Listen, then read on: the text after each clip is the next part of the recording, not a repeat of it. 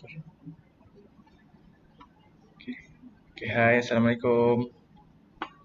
Terima kasih siapa yang dah join tu. Okay. Okay, sebelum kita start tu, saya nak ucapkan terima kasih lah siapa yang join ni. Siapa nak minta tolong share lah live ni kepada kawan-kawan ke, family ke. Kasi ramai tengok sebab sekarang pun dah 17 orang tengok. Okay, terima kasih. Okay, saya baca komen sekejap Go Cipul, terima kasih. Nabil Adwa, hai. Hai juga. Hello amigo Cipul. Esmadini, selamat datang. Adlin Fadlina, hi Ash, thank you. Okay, sebelum kita nak mulakan, sebab hari ni topik yang best lah. Sebab kita akan cakap pasal PHP. Okay, sebelum kita start, kan Ahad hari tu PM kita dah cakap yang kita dah boleh mula rentas negeri. Tak kisah sama ada dalam negara ataupun luar negara kan. Okay, so korang dah plan ke nak pergi mana-mana ke ataupun dah plan lama nak pergi bercuti kan? Cuba komen sikit dekat ruangan komen. Sebab hari tu saya ada tengok dekat Twitter, ada satu post tu, dia tunjuk harga tiket pergi ke, kalau dari Kuala Lumpur pergi ke Penang.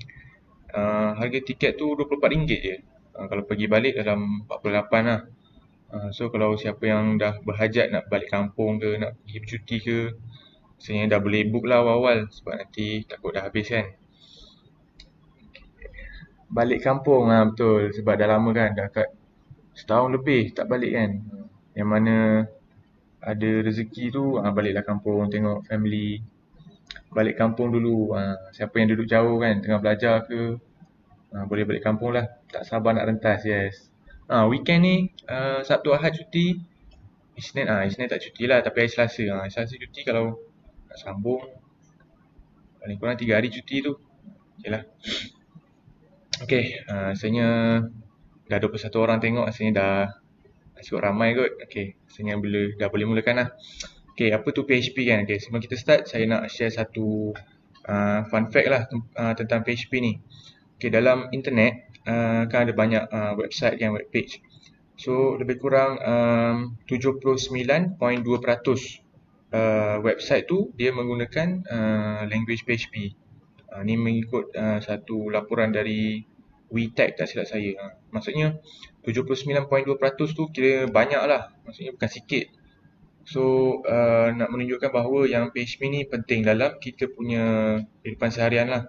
Dalam web development kan, buat sistem. So orang memang pakai PHP. So sebelum untuk teruskan lagi, okay, kita belajar dulu apa tu PHP kan. Yang mana pernah dengar tu macam mungkin student computer science ke student IT mungkin pernah dengar lah perkataan PHP tu. Okay, siapa yang tak pernah dengar PHP tu apa?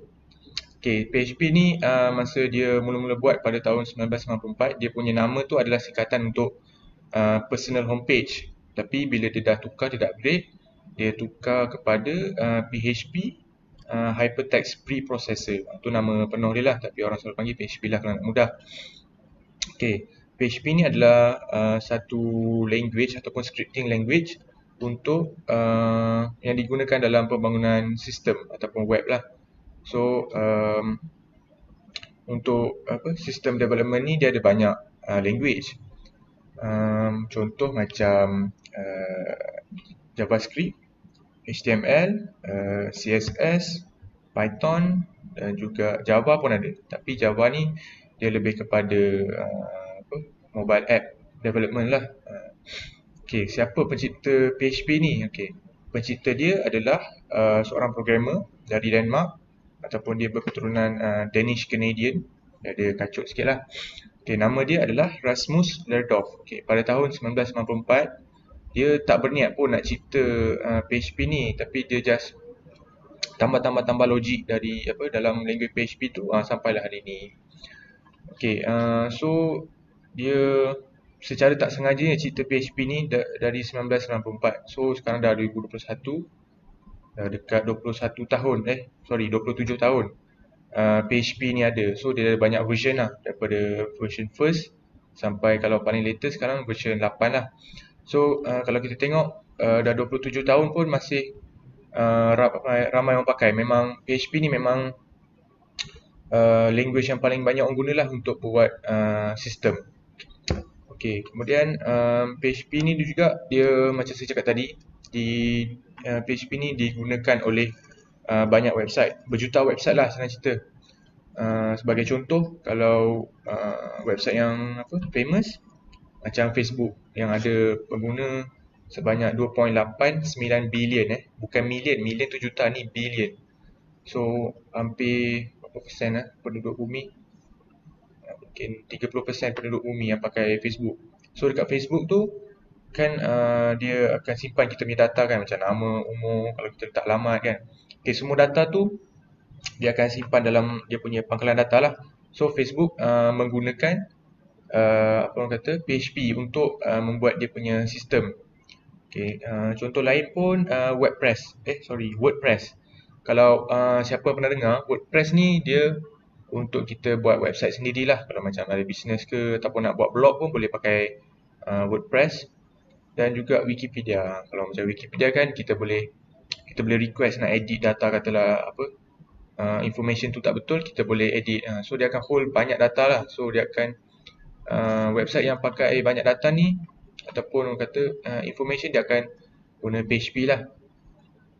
Okay, yang seterusnya apa-apa website yang memegang ataupun menguruskan data, dia akan menggunakan PHP untuk buat connection kepada database.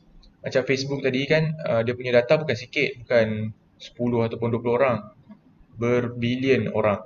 So dia akan pakai PHP lah untuk membuat dia punya sistem.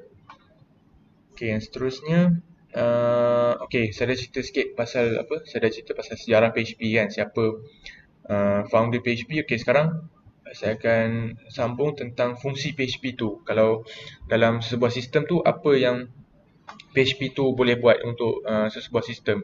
Okay, yang pertama sekali, dia boleh mengumpul data dari sesebuah form ataupun sesebuah borang lah. Okay, contoh, kalau macam Facebook kan sebelum kita nak guna Facebook, kita kena register.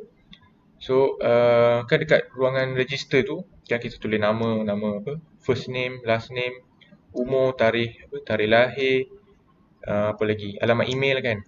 Okay, so dari form tu, semua yang kita tulis tu PHP boleh collect ataupun dia boleh kumpul data-data yang kita dah tulis, akan masuk ke pangkalan data dia, database dia lah. Okay, seterusnya dia juga boleh PHP ni boleh sebenarnya kita boleh tambah, ubah suai ataupun edit, dan juga buang data dari pangkalan data lah. Contoh macam kalau macam Facebook tadi kan, katalah alamat email kita dah tukar ataupun dah tak pakai yang lama kan. So kita nak tukar baru, kita boleh edit lah dari sistem tu. So PHP ni dia memberi fungsi untuk kita edit data yang kita nak kemas kini lah, dan juga kita boleh delete. Okay, seterusnya dia juga boleh menjana kandungan halaman. Okay, maksudnya dia boleh generate content untuk page ataupun website yang dynamic. Okay, kalau website ni ataupun web page dia ada dua, satu static dan juga satu lagi dynamic. Okay, static ni maksudnya dia tak berubah lah ataupun tak bergerak. Okay, maksudnya static tu contoh, kalau kita dekat satu web page tu kita tulis hello world kan. Okay, so nanti dia akan output hello world sajalah. Maksudnya dia tak boleh berubah. Kalau kita nak ubah pun, kita kena tukar dekat bahagian coding lah. Okay, maksudnya dekat sini menjana kandungan yang dynamic ni, maksudnya kita boleh outputkan ataupun ikut apa yang user hendak ataupun user preference lah. Maksudnya dia boleh berubah. Okay, seterusnya PHP dijalankan di bahagian server. Okay, kalau untuk website yang biasa, untuk static selalunya orang akan guna HTML lah, sebab dia simple dan dia static lah, dia tak berubah. Okay, kalau PHP ni dia run dekat bahagian server. Maksudnya user tak akan nampak benda tu. Berbeza dengan HTML, dia berjalan di sebelah klien ataupun client side lah. Okay. Seterusnya Vanilla PHP. Okay, Vanilla PHP maksudnya PHP yang biasalah ataupun yang default, ataupun selalunya orang panggil Vanilla PHP lah. Vanilla PHP ni dia digunakan untuk sistem yang lebih ringkas lah. Okay, dia ada dua kalau untuk PHP. Satu vanilla ataupun plain PHP, dan seterusnya adalah apa orang kata framework PHP. Okay. Macam saya cakap tadi, plain PHP tu ataupun vanilla PHP dia digunakan untuk sistem yang ringkas, sebab dekat PHP ni kita boleh tulis dengan cara kita sendiri ataupun kita ada freedom lah untuk tulis macam mana pun. Tapi dia punya kekurangannya bila kita guna core PHP ataupun vanilla PHP ni, contoh kalau sebuah sistem tu sebelum ni kita yang buat, tapi lepas dah beberapa masa bos suruh tukar orang lain handle. Okay, so dari situ bila orang lain nak handle PHP tu, sistem tu yang gunakan vanilla PHP, orang yang baru tu mungkin dia tak akan faham cara penulisan kita dekat coding tu lah. So kat sini kelebihan kepada framework PHP. Maksudnya sebab framework PHP ni dia dah ada dia punya framework kan. Maksudnya framework tu adalah kerangka ataupun base structure sesebuah sistem. So macam mana cakap, dia dah ada base bentuk. Maksudnya semua orang kalau nak gunakan framework PHP tu, dia kena ikut structure yang dah framework tu dah define lah. Okay, so kat sini kalau sekarang banyak company ataupun organisation yang akan pakai framework PHP lah berbanding framework vanilla. So framework PHP ni dia ada banyak jenis. Satu dia open source, so mana-mana orang boleh edit ataupun buat sendirilah. Okay, yang paling famous sekali orang pakai, paling ramai lah orang pakai Laravel. Laravel tu framework PHP lah yang paling famous. And then ada Code Igniter dan juga ada Yi Framework. Tapi sebenarnya ada banyak lagi, tapi saya senaraikan 3 contoh ni lah yang paling famous lah. Okay. Jadi saya dah terangkan apa fungsi dia kan. Kenapa orang pakai PHP dan pasal framework PHP. 2 minggu lepas pun Aizat ada terangkan pasal Laravel. So boleh, siapa yang tak tengok lagi boleh tengok video tu. Okay, sekarang kenapa PHP ni penting? Lebih-lebih lagi sebagai seorang student kan, kalau macam ada student computer science ataupun IT ke yang nak jadi system developer, kenapa PHP ni penting? Okay, satu, dia berguna untuk jangka masa yang panjang, sebab kan kita tahu sekarang kan kalau untuk membuat sistem orang akan pakai PHP. Jadi dah 27 tahun orang pakai PHP. So dan dia punya version pun masih update. So besar kemungkinan orang masih akan pakai lagi PHP ni mungkin dalam 20 tahun. So kita boleh pakai untuk jaga masa yang lama lah. Okay, seterusnya bila kita dapat kuasai PHP ni, kita juga boleh belajar ataupun kuasai untuk framework PHP, sebab framework PHP ni dia punya base ataupun dia punya asas adalah PHP juga.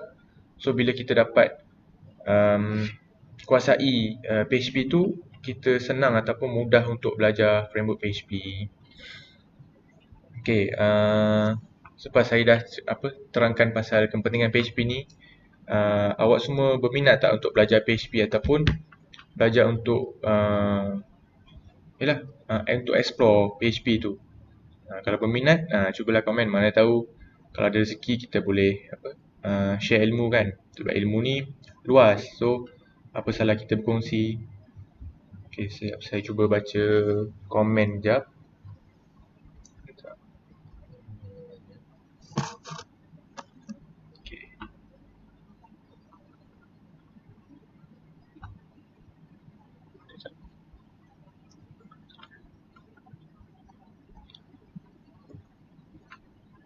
Okay, cuba komen. Mana tahu siapa yang tengok ni ada nak belajar PHP, kita boleh share lah ilmu.